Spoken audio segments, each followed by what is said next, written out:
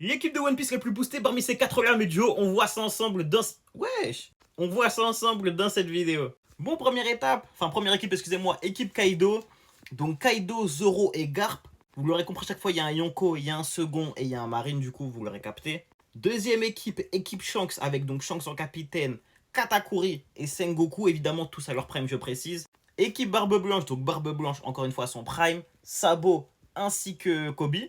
Dernière équipe, les frères Luffy, Marco et Akainu. Bon, malheureusement, d'entrée, je vais devoir supprimer l'équipe Barbe Blanche parce que, bon, Barbe Blanche est sûrement le plus fort à son prime des Yonko.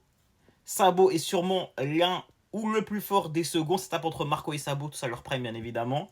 Kobe est trop faible. Kobe se fait laver et en fait, c'est trop vite déséquilibré. À partir de là, ça devient un peu plus compliqué, les frères. Kaido, Shanks, Luffy, très dur de juger. Je pense que Shanks est le plus fort et ensuite Luffy, Kaido, ça se vaut, mais vu que Luffy a battu Kaido, on va dire que Luffy est plus fort, même si je ne partage pas cet avis, qu'on soit bien d'accord. Concernant les seconds, un peu plus complexe. Le plus complet ici, c'est Marco. Pour moi, celui qui peut plus facilement gérer plus ou moins les deux. Katakuri a un avantage sur Zoro, c'est l'HDO avancé, et Zoro a un avantage de puissance. Et concernant la dernière colonne, Garp c'est clairement le marine le plus puissant, il n'y a pas de débat là-dessus.